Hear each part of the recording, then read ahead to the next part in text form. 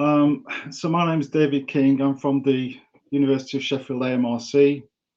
And I'm delighted to join you today to be able to talk about essentially working towards Surgery 4.0.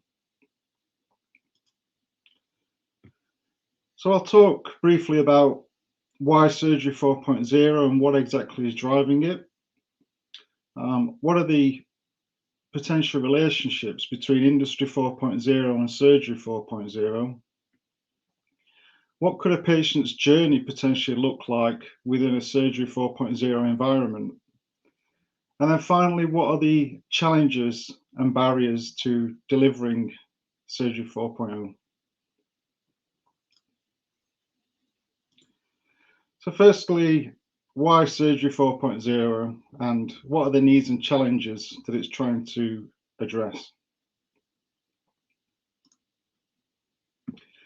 So the NHS has embarked on an ambitious goal to become one of the safest healthcare systems in the world. The NHS believe the key to delivering this goal is the reduction of mistakes and mitigation of risks within the organisation.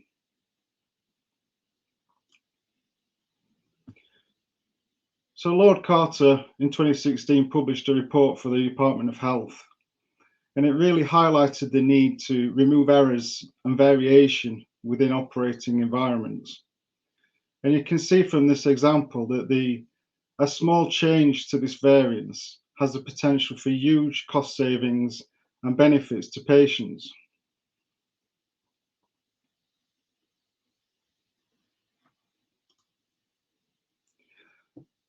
So Lord Carter in the same report also highlighted that to really improve things and improve efficiencies, data is the key to making this happen.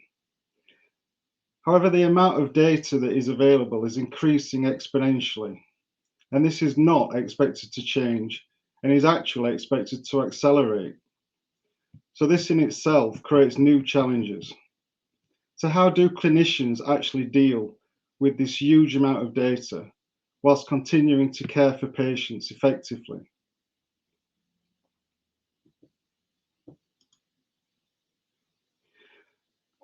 So in today's world of surgery, there are challenges across the whole pathway, all the way from the preoperative stages of surgical planning, where you have increasingly complex procedures.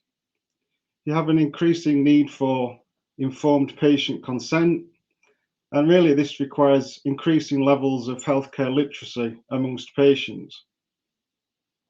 We have ever increasingly complex supply chains. This can then lead to increasingly expensive failures and expensive delays to surgery. So within surgery itself, as highlighted, we've got a need to reduce variance across the various trusts in the UK. And we've also got a requirement for more data to actually help drive improvements. And post-operatively, the pandemic has shown that there's a need to move towards more remote patient monitoring and remote consultation. And underpinning all of this is really the key drivers within the NHS for operational efficiencies and also goals for achieving sustainability and net zero.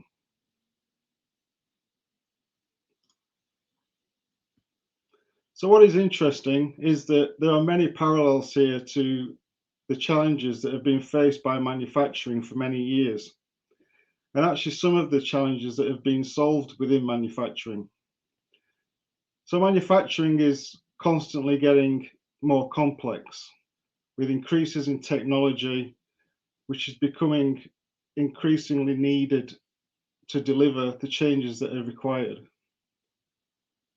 We also have increasingly complex supply chains, and again, moves towards more remote monitoring and remote support of the manufacturing process.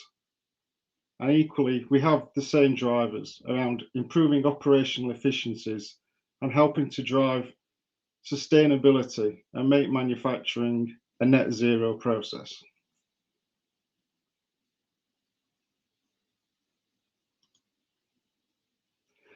So before I go any further, I just want to introduce really the high value manufacturing Catapult and also some of the work that we do at the University of Sheffield and the Advanced Manufacturing Research Centre. So the high value manufacturing Catapult vision is to really bridge the gap between business and the research communities. So across the UK, there are 7 high value manufacturing Catapult centres, and we look at all aspects of manufacturing, and one of these key sectors is healthcare. So the high value manufacturing Catapult really exists to help reduce the risk of innovation, accelerate the pace of business development, and create sustainable jobs and grow global competitiveness for the UK.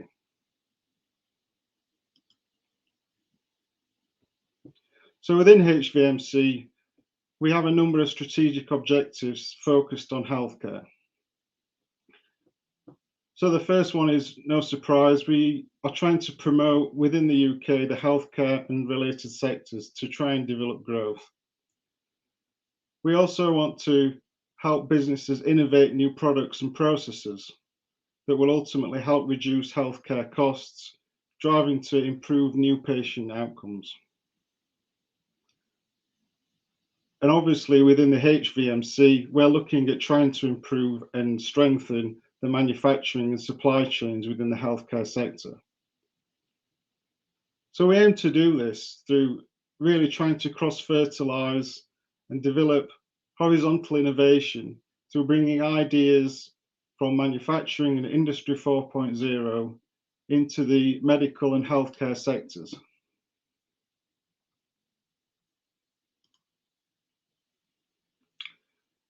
So a little bit of background about the AMRC.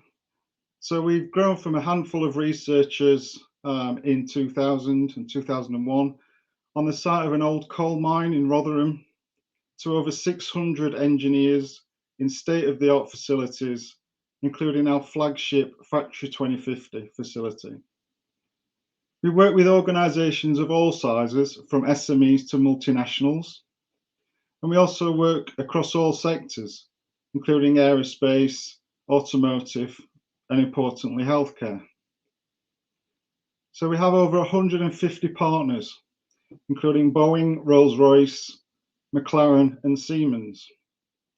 And we really aim to, as was mentioned previously, bridge the valley of death. So we're looking to help industry adopt new technologies and drive innovations from within academia and low TRL research. And ultimately, we try and increase the readiness of technologies and make it suitable for adoption within industry.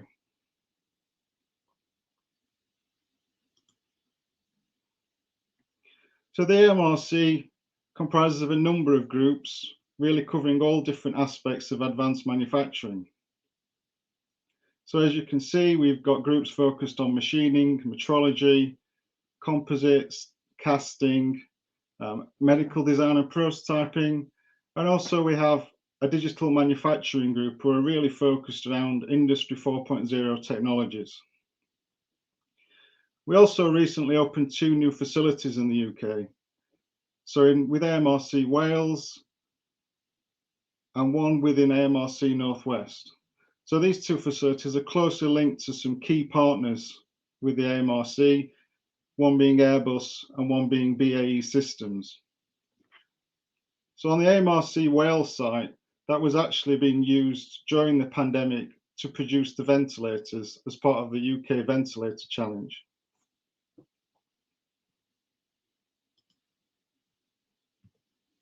So within the AMRC, the healthcare structure is essentially based on pulling ideas and knowledge from across the various groups.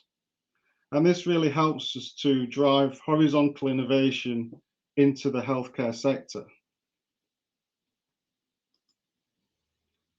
And as I've mentioned previously, we work in a whole range of different sectors.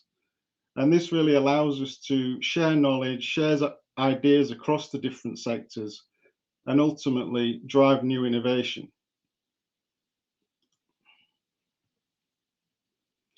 So the AMRC has three core health themes for healthcare.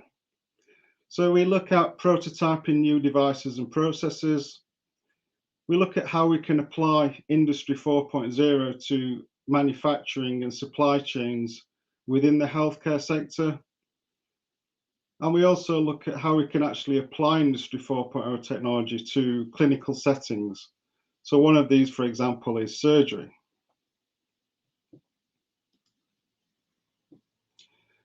So there's a lot of talk there about Industry 4.0 or I4, but what exactly is it?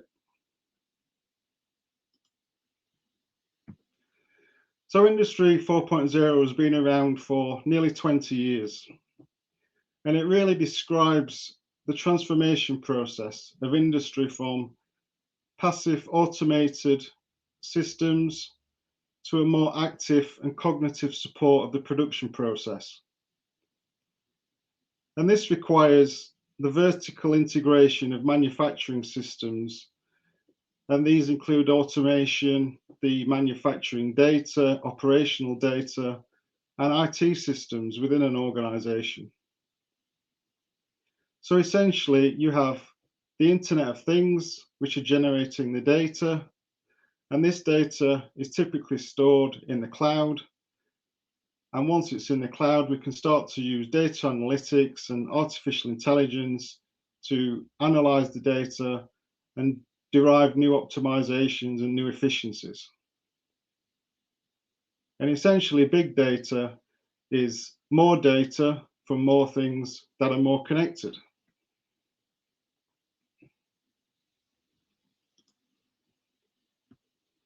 So 5 key Industry 4.0 technologies. So essentially, we have additive manufacturing or 3D printing. And at the AMRC, we can produce polymer printing, additive metal manufacturing, whole range of different materials. We also have robotics and automation, and also virtual and augmented reality.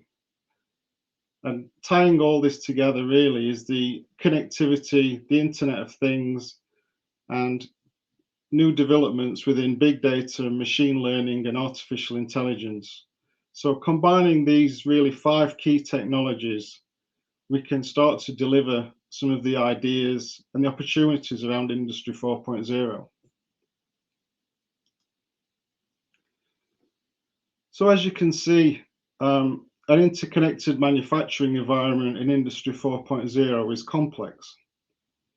And it requires the connectivity of data across the supply chain and also really the entire manufacturing process. And this is implemented through a factory information bus. The key to enabling this environment is around standards associated with the data security, the protocols, and the communications to enable this integration. And the AMRC have actually been developing a standard, we've called it Factory Plus, which is really looking at how we can create open standards that will enable industry to adopt these architectures and really drive the benefits of Industry 4.0.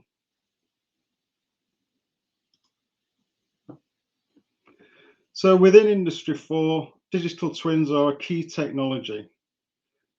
And a digital twin is a virtual representation of a physical asset using real-time data. So the creation of digital twins is really to help visualize and understand an ever-growing amount of data within manufacturing. And digital twins can range in complexity from essentially a simple car dashboard all the way through to a predictive, immersive model that would actually enable advanced visualization such as augmented reality and virtual reality. The benefits of a digital twin include early warning about problems and prediction of failures, optimizing the use and utilization of assets, and also the ability for users of the assets to be able to train and try different scenarios in a completely safe virtual environment.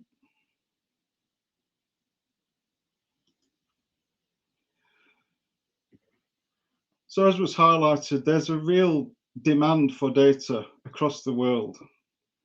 And the potential value of this data is expected to be trillions of dollars over the coming years and decades. And this has really led to the idea that essentially data is the new oil in terms of financial opportunities. And it's IoT that is driving this revolution. But essentially, how much data is there likely to be in the coming years? So it's been forecast that the IoT infrastructure will generate 79 zettabytes of data in 2025. So this is 10 to the 21 bytes, which is an absolutely huge number.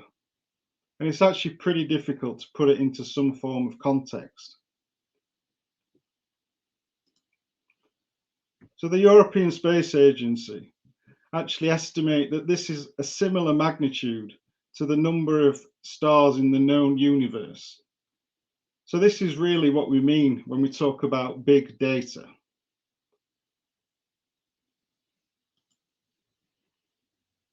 And also, data within itself doesn't necessarily have value. Ultimately, it's when you convert data into knowledge that you can actually start to generate some value from the data.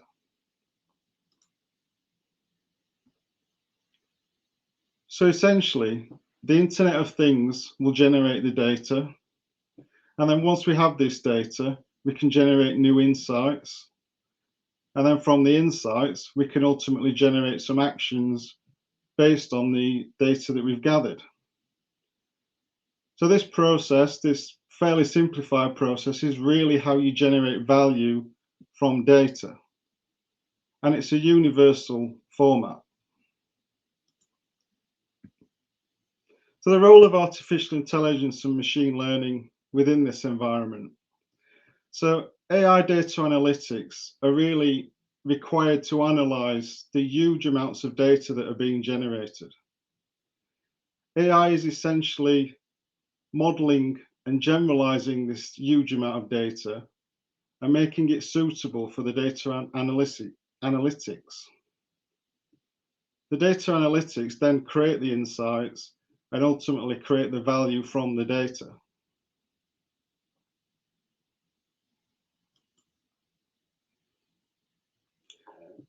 An example of where this really all comes together is within predictive maintenance of assets. So we have IoT-enabled assets being monitored and data gathered from them in real time. And this actually allows us to identify early failure signs of an asset. And it provides the ability to predict when an asset might actually fail in the future, which ultimately allows for predictive maintenance. The end result of this is that we can remove costly critical failures and ultimately reduce the cost to repair the asset. So as you can see, there's immediate obvious parallels to healthcare in the sense of predictive patient monitoring and preventative care.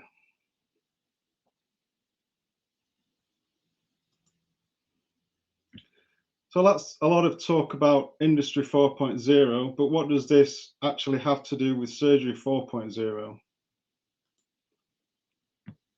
So the Royal College of Surgeons Future of Surgery report identified 4 key technologies that will help deliver the next generation of surgery. So within specialist interventions, you can utilize additive manufacturing to help develop bespoke prosthetics and implants. So VR and AR can actually be utilized across the entire pathway of surgery. So it can be used to train surgeons initially and practice surgeries, but also within surgery, deliver contextually aware data visualizations. So by that, I mean surgeons get the information they want when they need it. So within minimally invasive surgery, there's an increasing use of robotics. and robotics that will work alongside the surgeon and are potentially portable, so can actually be moved across different care pathways. And ultimately, there's a huge area around big data, helping with genomics and leading to potentially personalized medicine in the future.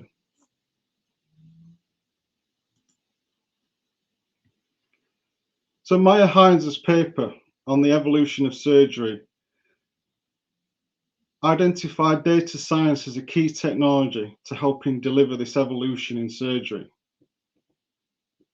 So in the past, there was a surgeon for all purposes who handled patient treatments based on local traditions with only a minimum of equipment. In contrast, current surgeons have a wealth of information that can be acquired for each patient, and modern operating theatres are equipped with numerous devices for performing and monitoring treatment. However, it is up to the individual surgical team to make use of their own domain knowledge, so their own knowledge of the particular case and the patient's individual data, to really bring all that together and optimize a surgical procedure. So the vision for the future is that this will all be based on a holistic processing of all the available data, really underpinned by surgical data science, with the ability for real-time optimization of surgery.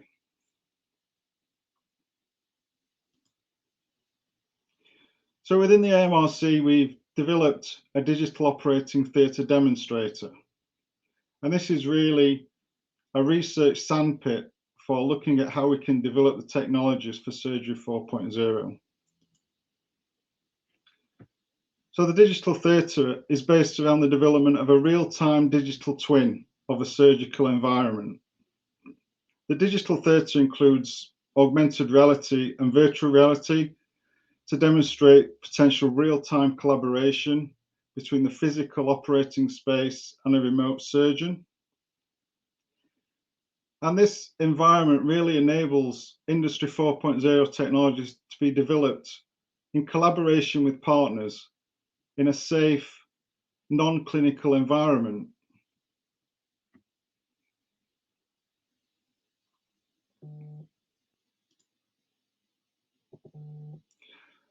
So to really demonstrate the possibilities around Surgery 4.0, we investigated and developed a smart ankle implant. And this was really to understand the potential benefits or the patient journey and what this might look like under Surgery 4.0. So the smart ankle implant is a concept demonstrator of the Internet of Things technologies that could be potentially used within the implants of the future. So we designed an additively manufactured an ankle implant, and we embedded multiple sensors, all with a Bluetooth communication link through to a live dashboard. So essentially, we developed a digital twin of the implant itself. So as part of this development, we developed force sensors that could be embedded within the implant. We investigated methods of powering the implant and actually integrated wireless RF energy harvesting. So whilst this technology is still at an early concept stage, it really allowed us to demonstrate the possibilities of developing Industry 4.0 or Surgery 4.0 enabled implants that could actually provide new data and feed into surgical data science.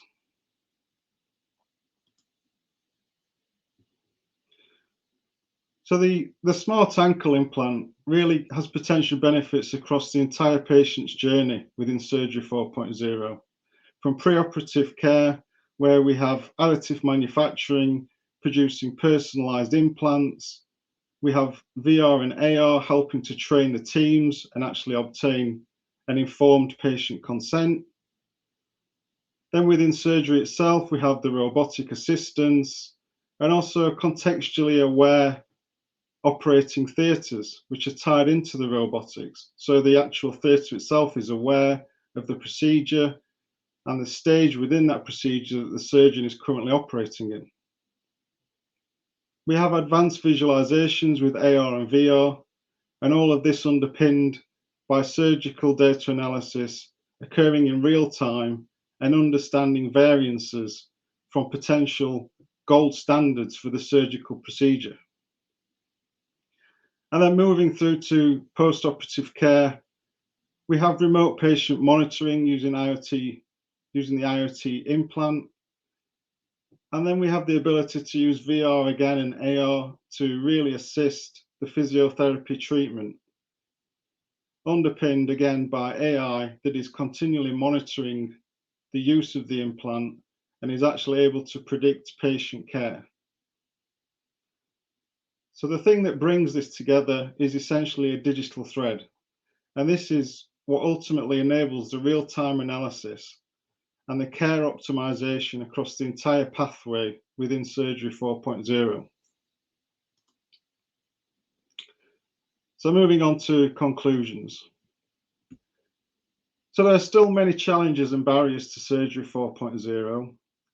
However, interestingly, technology is not necessarily the main challenge. Technology in itself, however, doesn't exist independently, and really, to be successfully enabled, it has to have a cultural element to it. So within organizations, there's a need to break down these silos of existing roles and responsibilities and train staff in increasingly complex digital technologies. There are also some societal and cultural challenges. So trusts needed to be developed between patients and staff. Improving patient knowledge is a positive goal. However, this could actually lead to anxiety as patients become more knowledgeable about their treatment. And again, this is all closely linked to an ever-increasing need for healthcare literacy amongst patients. So what are the potential benefits of Surgery 4.0? So it would actually allow a potential transition to preventative treatments. It would potentially allow personalized treatments to become much more commonplace. So this includes implants and medicines. And also the relationships between surgical teams, patients and supply chains can improve through access to real-time information. And all of these combined ultimately could lead to improved patient outcomes and quality of life for patients. So my final thoughts, it's essentially teams that will deliver Surgery 4.0. And really for this to be successful, it requires cultural and organizational changes. It's not all about the technology. So finally, the good news is, as I've highlighted, most of the technology is here, the majority is here. So really, let's all work together and try to deliver it. Thank you very much, and I hope you have a great summit.